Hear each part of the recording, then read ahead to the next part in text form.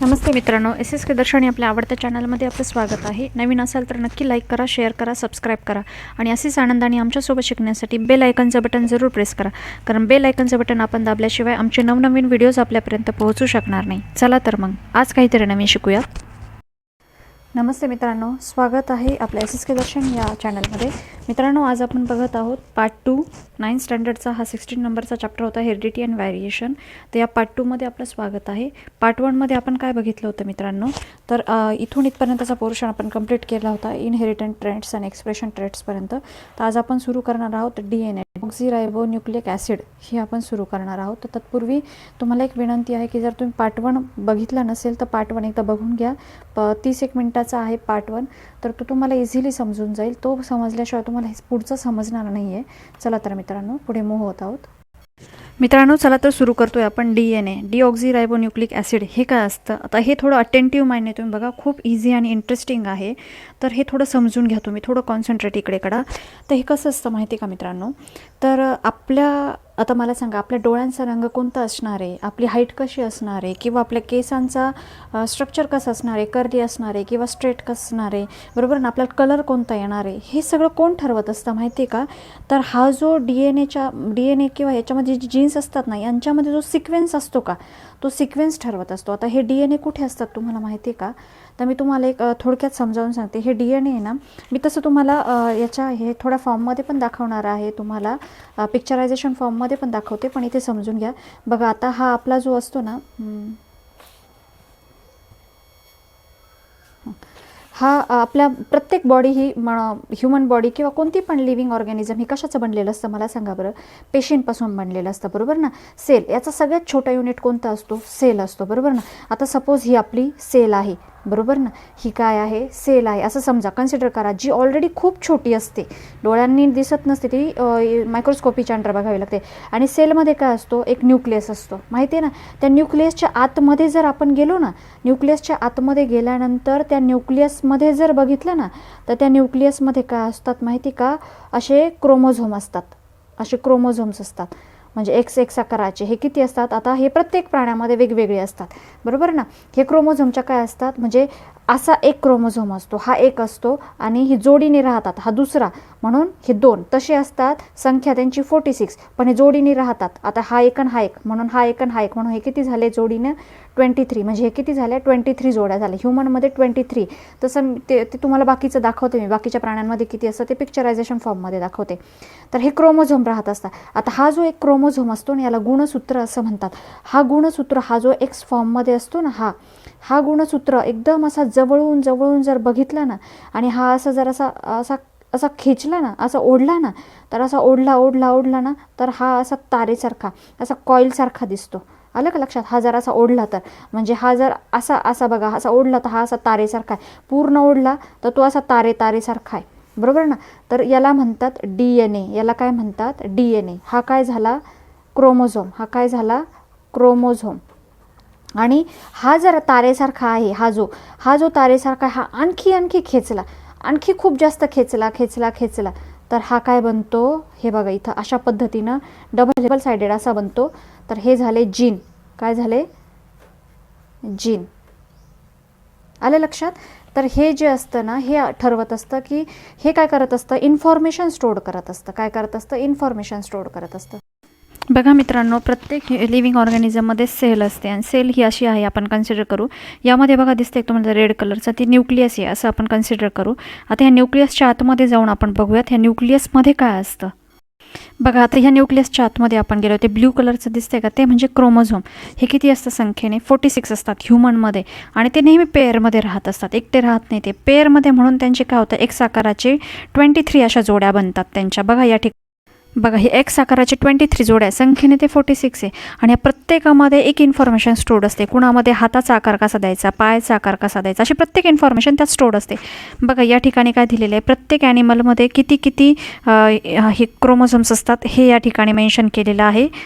आता बघा, क्रोमोझोम जर आपण सेपरेट केले, वेगळे केले, तर ते असे दिसणार आहे, असा 1 आणि 2. आता हे 2 क्रोमोझोम झाले, हे जर एकत्र आले तर एक आकाराचे होऊन एक पेअर तयार होते. आता ह्या क्रोमोझोमला जर आपण असं खेचलं, ओढलं, तर बघा ते असं कॉईलसारखं येतं. तर ते कॉईलसारखं जे आहे ना, ते म्हणजे DNA असतो. तर हा DNA हा अशा फॉर्ममध्ये दिसतो. बघा या तर या डी एन एमध्ये बघा असे 4 टाईपचे नायट्रोजन बेसेस असतात. ॲडेनाईन, थायमिन, ग्वानिन, सायटोसाईन हे असतात. अशा पद्धतीने ही संरचना बनलेली असते. बघा अशा पद्धतीने क्रोमोझोममध्ये प्रत्येक इन्फॉर्मेशन स्टोअर असते. एका क्रोमोझोमच्या पेअरमध्ये हात कसा असेल, एका क्रोमोझोममध्ये पाय कसा असेल, प्रत्येकामध्ये अशी वेगवेगळी इन्फॉर्मेशन स्टोअर केलेली असते. आणि तीच इन्फॉर्मेशन एका पिढीतून दुसऱ्या पिढीमध्ये काय होत असते, जात असते. अनुवांशिकरित्या हेरिडिटरी हे काम डी एन ए करत असतो.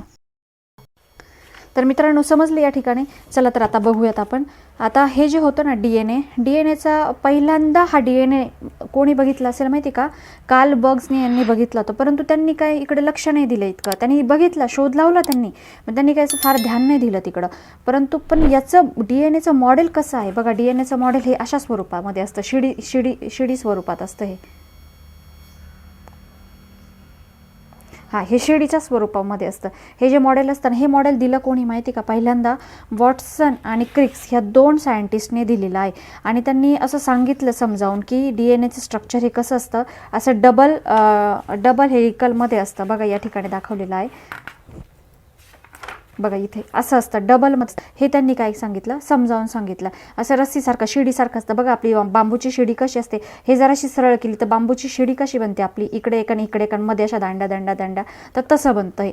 आणि हा डी एन ए जो असतो ना, हा डी एन ए कुठे कुठे सापडतो. अगोदर असं वाटायचं की डी एन ए फक्त जी आपली सेल असते ना, सेलच्या जी न्यूक्लियस असतं ना, त्या न्यूक्लियसमध्येच असतो. पण असं नाही आहे. डी एन ए हा अजून एका ठिकाणी सापडतो, तो म्हणजे मायटोकॉन्ड्रियामध्ये. जे सेलमध्येच एक मायटोकॉन्ड्रिया असतो बघा, तिथे सापडतो. तिथे तो सर्क्युलर फॉर्ममध्ये सापडतो.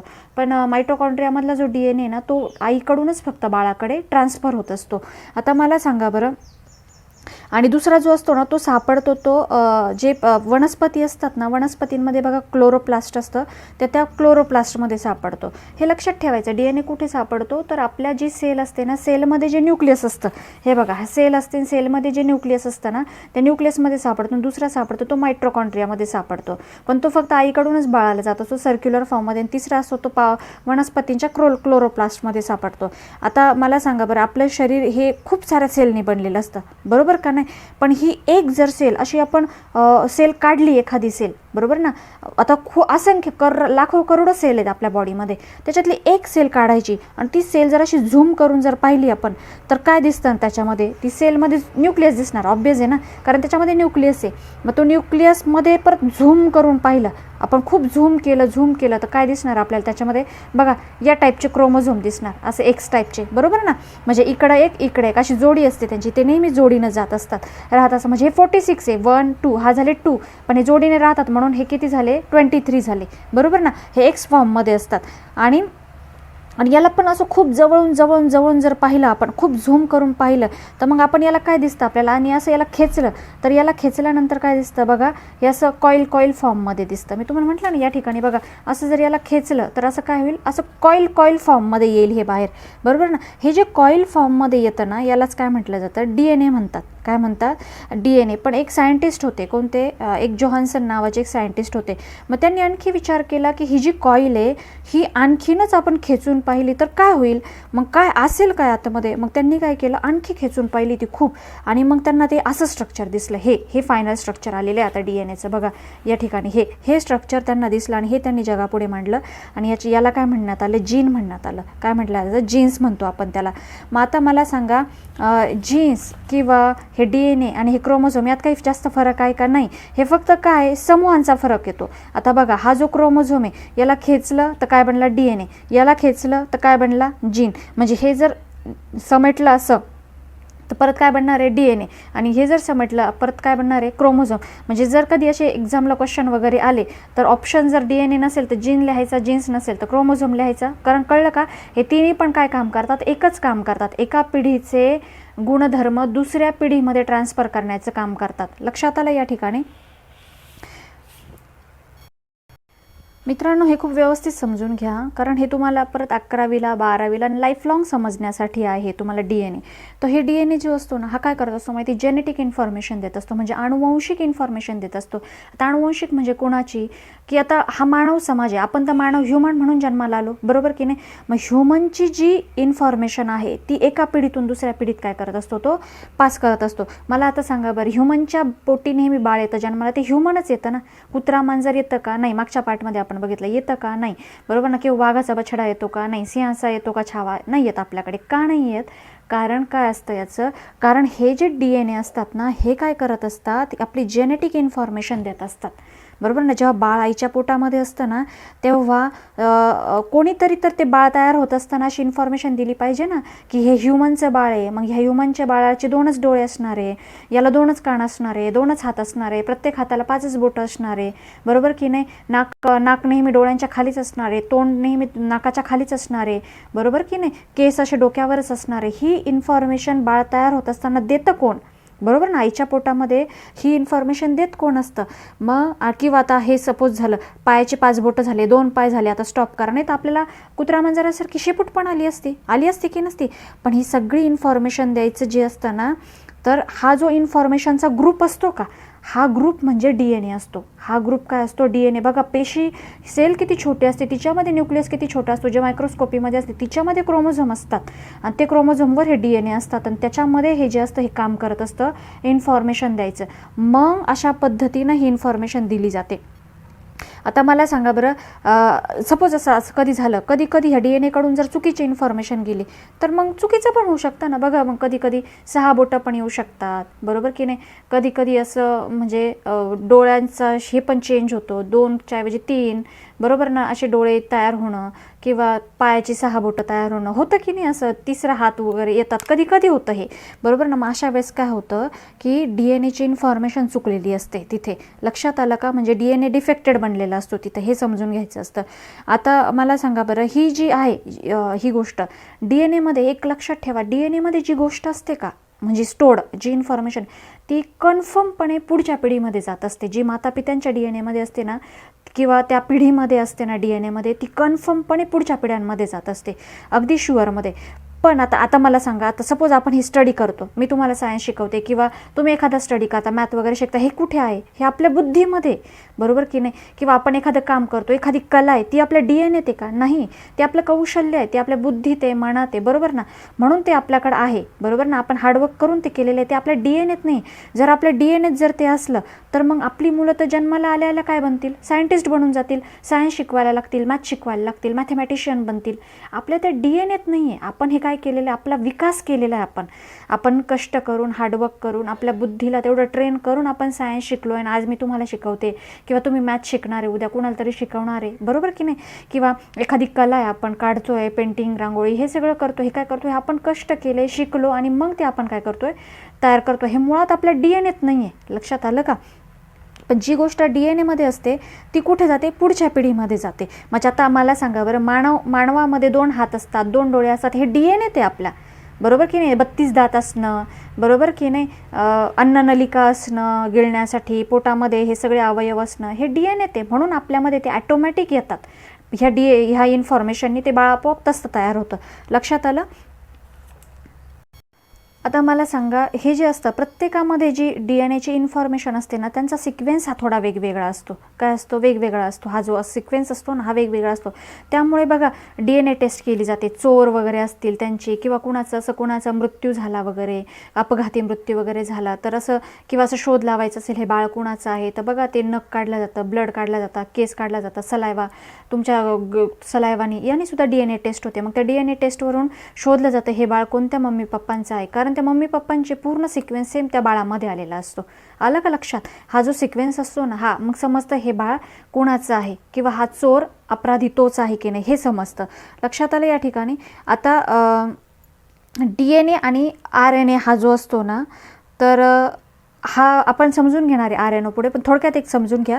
हा DNA जो असतो ना, हा बघा, हा डबल शिडीचा असतो. असा लक्षात करा, याच्यामध्ये किती हेलिक्स असतात?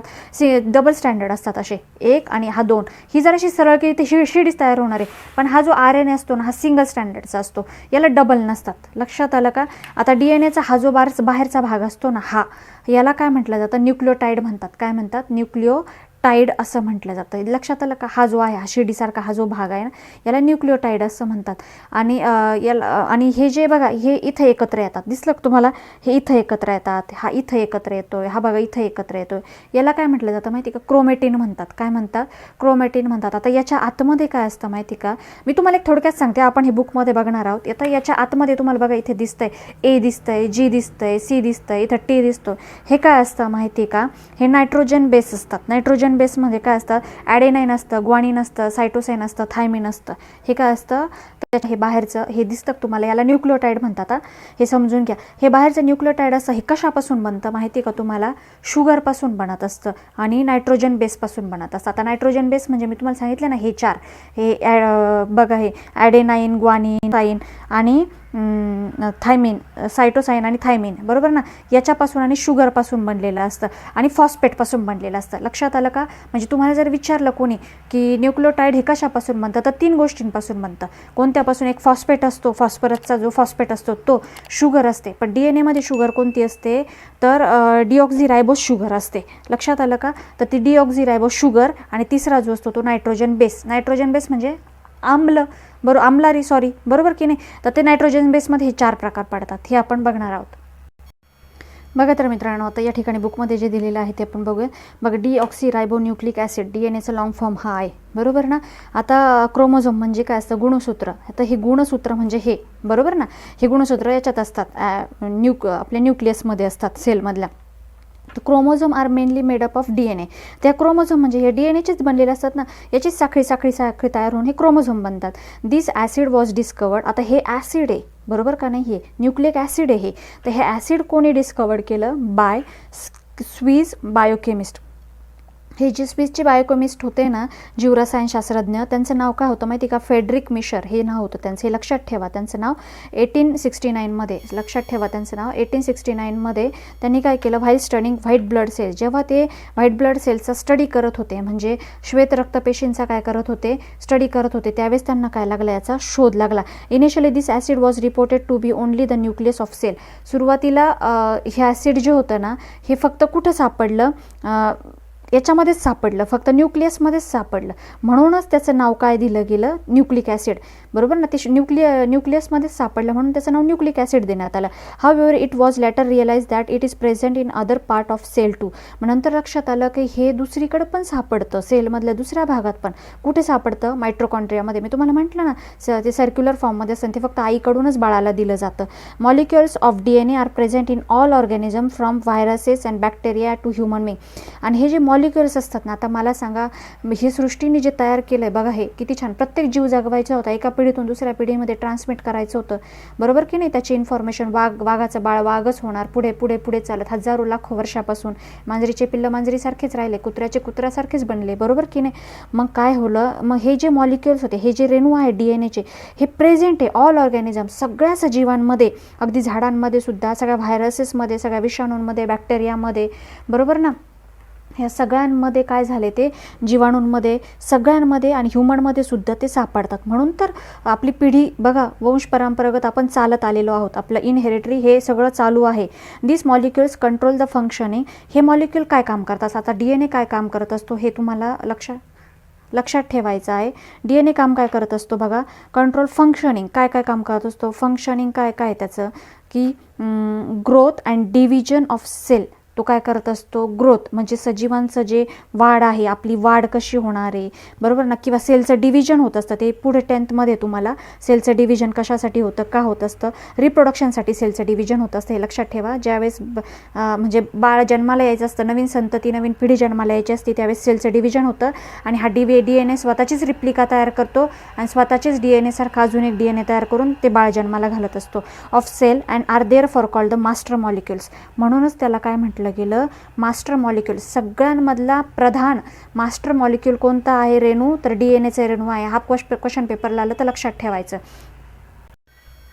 आता बघा मित्रांनो, the structure of DNA molecule is same in all organism. जेवढे सजीव आहे ना सगळ्यांमध्ये स्ट्रक्चर DNAचं हे सेमच असणार आहे. स्ट्रक्चर म्हणजे ही जी रचना आहे ही बघा, ही दिसते का, ही अशीच असणार आहे, अशी सरपिली बरोबर ना, शिडी अशी गुंडाळल्यासारखी अशीच असणार आहे. पण आतमध्ये त्याच्यामध्ये जी सिक्वेन्स आहे ना तो प्रत्येकाचा वेगळा असणार आहे. मग त्याच्यावरून ठरणार आहे की कुत्र्याचं तयार होणार आहे जन्म, मांजराचं तयार होणार आहे, ह्युमनचं तयार होणार, ही सिक्वेन्सवर डिपेंड आहे. पुढच्या लक्षात आलं का.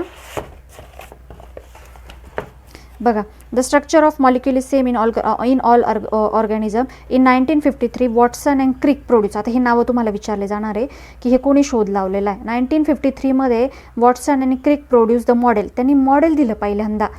तुम्हाला काय सांगितलं, DNA हा अशा पद्धतीने आहे, सरपिला तर याचं मॉडेल त्यांनी दिलं. कोणी, वॉटसन आणि क्रिकने. As per this model 2 parallel threads of nucleotides are coiled around each other. ह्या मॉडेलनुसार त्यांनी काय सांगितलं की हे जे 2 थ्रेड आहेत, थ्रेड म्हणजे धागे आहेत, ते कॉइल, न्यूक्लियोटाइडचे धागे. कोणशाचे, न्यूक्लियोटाइडचे धागे. मी तुम्हाला म्हटलं ना, हे न्यूक्लियोटाइडचे धागे एकमेकांना काय असे कॉइल फॉर्ममध्ये गुंडाळलेले आहेत, हे त्यांनी त्यानुसार सांगितलं. This arrangement is called double helix. या अरेंजमेंटला काय म्हटलं जातं, डबल हेलिक्स. लक्षात आलं ना, हे लक्षात, हे विचारलं जाईल तुम्हाला एक्झामला, DNA हा कसा असतो, तर डबल हेलिक्सचा असतो तो. This structure can be compared with the coil and flexible ladder. हे स्ट्रक्चर कशासोबत कम्पेअर्ड केलं, कॉईल सोबत, बरोबर ना. कॉईल अशीच असते ना बघा, अशी गुंडाळलेली. आणि फ्लेक्झिबल लॅडर म्हणजे शिडी, पण ती शिडी कशी, फ्लेक्झिबल, अशी पिळणारी शिडी जर असेल. आता मला सांगा, हे जर असं सरळ असतं तर शिडीसारखं असतं, त्याचं पिळलं म्हणूनच कसं झालं, असं झालं ना, बरोबर ना. बघा मित्रांनो, मगाशी मी तुम्हाला काय सांगितलं, हा जो बाहेरचा धागा असतो हा कशापासून बनलेला असतो, न्यूक्लियोटाइडपासून बनलेला असतो. कशापासून, न्यूक्लियोटाइड. बघा, इच stand in the molecule of DNA is made up of many small molecules known as nucleotide. म्हणजे DNAच्या मॉलिक्युलमधला प्रत्येक धागा हा कशापासून बनलेला असतो, न्यूक्लियोटाइडपासून बनलेला असतो. न्यूक्लियोटाइडच्या स्मॉल मॉलिक्युल्स म्हणजे लहान रेणूंपासून तो बनलेला असतो. पण त्या न्यूक्लियोटाइडमध्ये काय असतं, आता हे इझी याच्यामध्ये समजून घ्या, तुम्हाला समजून जाईल. एकदा समजून घ्या, मग आपण तिथे बघू. बघा, हा न्यूक्लियोटाइडचा असतो बनलेला, हे जे असतं हे न्यूक्लियोटाइडचं असतं, बरोबर का नाही. न्यूक्लियोटाइड हे मध्ये काय काय असतात, स्मॉल मॉलिक्युल्स कोणते असतात, काही फॉस्फरिक ॲसिड असतं, शुगर असतं आणि नायट्रोजन बेस असतं. हे 3 असतात मेन. याच्यामध्ये तत्व कोणते असतात विचारले तर काय सांगायचं, फॉस्फरिक ॲसिड, शुगर आणि नायट्रोजन बेस असतो. लक्षात आलं का. शुगर कोणती असते याच्यामध्ये, डिऑक्झिरायबोस शुगर असते, डायऑक्सिरायबोस शुगर असते ती यामध्ये. आणि नायट्रोजन बेस असतो यामध्ये, ती काय असतं, नायट्रोजन बेसमध्ये असतं 2 असतात हे नायट्रोजनमध्ये, प्युरिन्स असतात आणि पायरामिडाइन्स असतात याच्यामध्ये. या प्युरिन्समध्ये ना 4 प्रकारचे कंपोनंट्स असतात, म्हणजे याच्यामध्ये 2 असतात आणि याच्यामध्ये 2 असतात. हे 2 आणि हे 2 कंपोनंट्स असतात. एक असतो ॲडेनाईन असतो, दुसरा असतो खाली बघा याच्यामध्ये ग्वानिन असतो, इकडे असतो थायमिन असतो आणि इकडे काय असतो, सायटोसाइन असतो. हे जे असतात ना हे कंपोनंट्स असतात.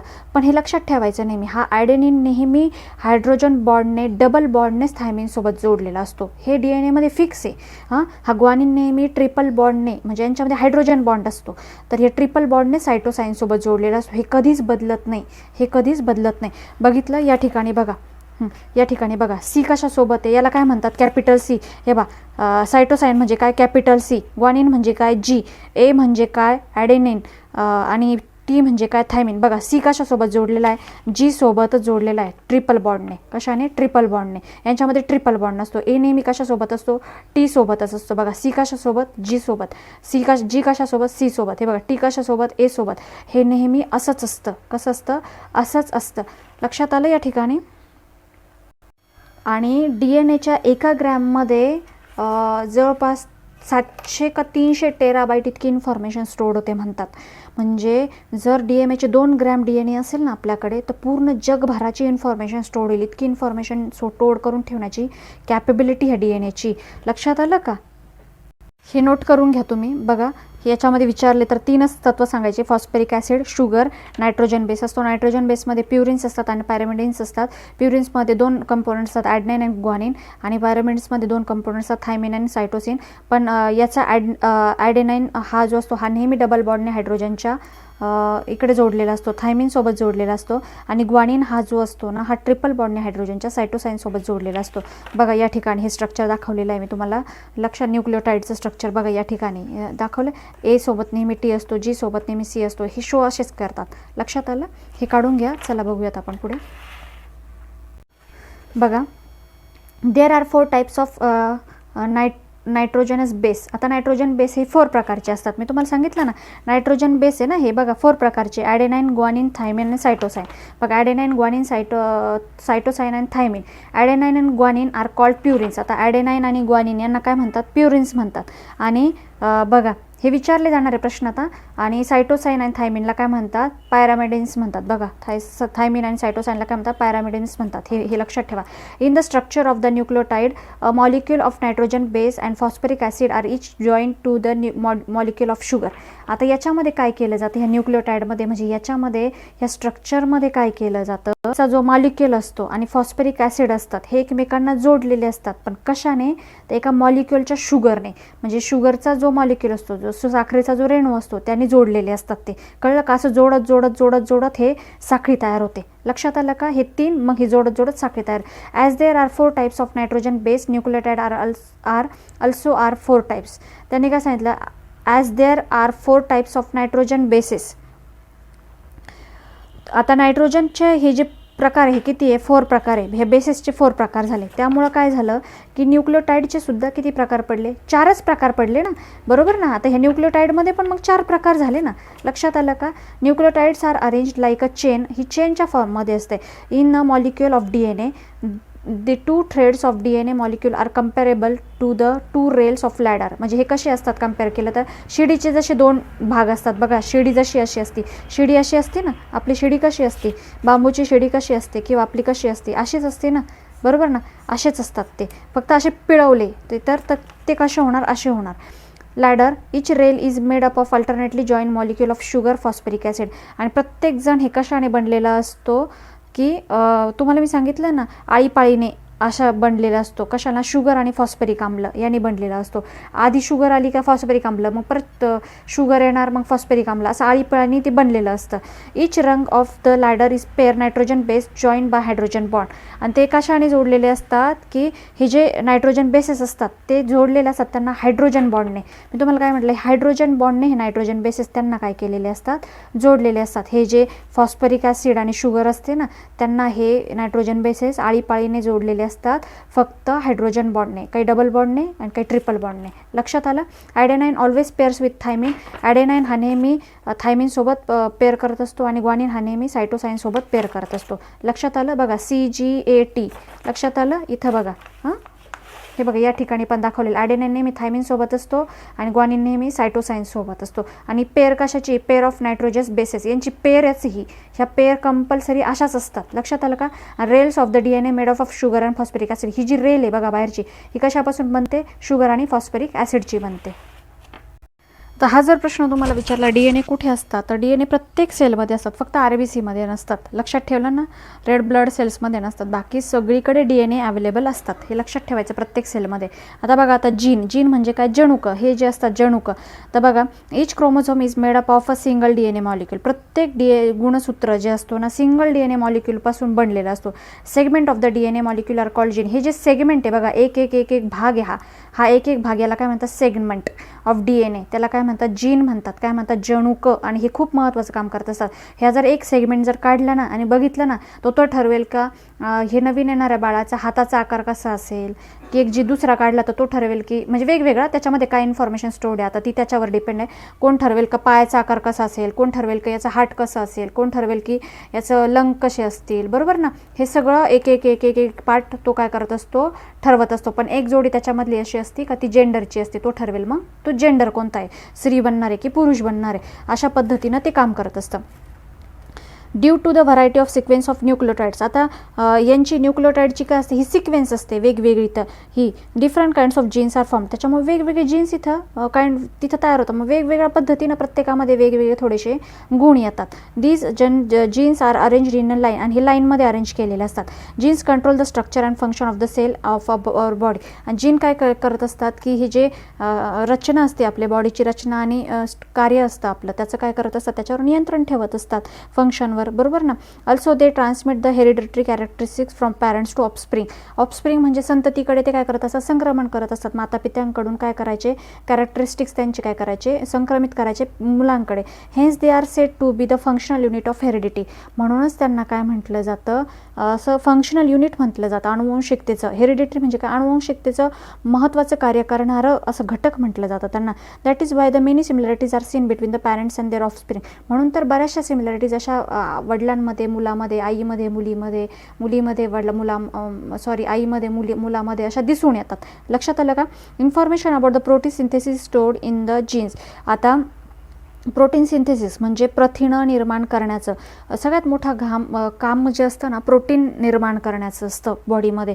तर ही जी इन्फॉर्मेशन जी असते ना, तर ही प्रथिनं निर्माण कशी करायची, तर ही इन्फॉर्मेशन ह्या जीन्समध्ये स्टोअर्ड केलेली असते. लक्षात आलं का. आता बघा DNA फिंगर प्रिंटिंग, तुम्हाला माहिती ना, ते फिंगर प्रिंटिंग घेतली जाते. ही फिंगर प्रिंटिंग कशासाठी असते, the sequence of genes in the DNA of a person. प्रत्येक व्यक्तीच्या जो DNAचा असतो ना, त्याचा क्रम शोधला जातो. मी तुम्हाला म्हणलं हा क्रम प्रत्येकाचा वेगवेगळा असतो. ए सोबत टीच असणार आहे, पण हा क्रम प्रत्येकाचा वेगवेगळा असतो. त्यानुसार प्रत्येकजण वेगवेगळा बनतो. तो त्याच सिक्वेन्समध्ये असतो.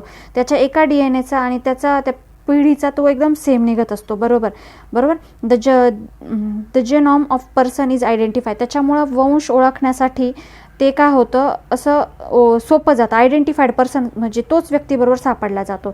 It is useful to identify the lineage and to identify the criminals because. त्याच्यामुळे आपण वंशावळी, लिनेज म्हणजे काय, अशी वंशावळी पण शोधू शकतो. हा कोणत्या वंशावळीतून आलेला आहे.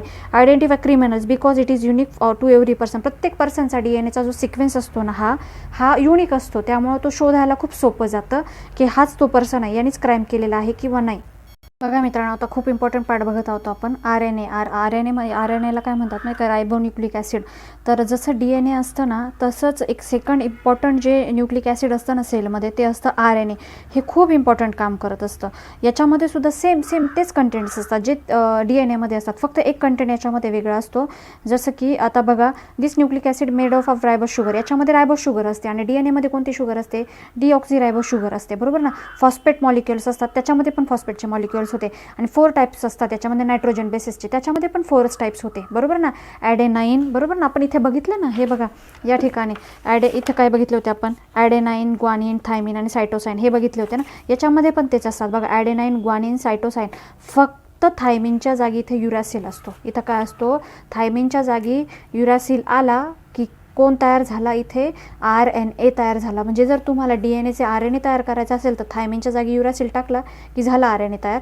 आणि RNAचा परत समजलं या ठिकाणी. म्हणजे तुम्हाला जर DNAचा RNA करायचा असेल तर थायमिनच्या जागी काय टाकायचं, फक्त युरॅसिल टाकायचं आणि युरॅसिलच्या जागी फक्त थायमिन टाकायचं. म्हणजे RNAचा DNA आणि DNAचा RNA तयार होतो. लक्षात आलं या ठिकाणी. तर बघा हा काय काम करत असतो ते आपण बघणार आहोत. तर RNA हा जो असतो ना, याच्यामध्ये रायबोस शर्करा असते. मी तुम्हाला सांगितलं ना, शुगर कोणती असते, याच्यात रायबोस शुगर असते आणि फॉस्फेट असतं. आता RNA जे असतं ना, त्याच्यामध्ये हे नेहमी लक्षात ठेवायचं तुम्ही की रायबोस न्यूक्लिक ॲसिड असतं, रायबोस शुगर असते, थायमिनच्या जागी युरासिल असतं. आणि ह्याची जी संरचना असते ना बघा, ही कशी असते, ही सिंगल हेलिक्सची असते. ती डबल हेलिक्सची होती. बघितलं ना आपण या ठिकाणी, ही डबल हेलिक्सची होती, ही सिंगल. आणि याचं मेन काम काय असतं माहिती का, प्रोटीन सिंथेसिस करणं, म्हणजे प्रोटीनचं निर्माण करायचं. कारण प्रोटीन हे समजता तेवढं तुम्ही एवढं सोपं नका समजवा. प्रोटीन हे इतका इम्पॉर्टंट घटक आहे आपल्या बॉडीमधला, तर ते तयार करायचं कसं असतं माहिती का. प्रोटीन ही इतकी कॉम्प्लेक्स, म्हणजे खूप कॉम्प्लेक्स गोष्ट आहे. ती कशापासून तयार होते माहिती, अमिनो ॲसिडपासून तयार होते. पण किती अमिनो ॲसिड लागतात ते तयार होण्यासाठी प्रोटीन, तर 20 प्रकारचे अमिनो ॲसिड लागतात. किती प्रकारचे लागतात, तर 20 प्रकारचे लागतात. तर या 20 अमिनो ॲसिड जेव्हा एकत्र येतात ना, त्यावेळेस काय बनतो, एक प्रोटीन बनतो. बरोबर ना. आणि मग तो प्रोटीन आपल्या बॉडीला उपयुक्त ठरतो. आता हे 20 अमिनो ॲसिड जे असतात ना, त्याच्यापैकी 10 अमिनो ॲसिड जे असतात ना, ते आपल्या बॉडीमध्ये ऑलरेडी असतात.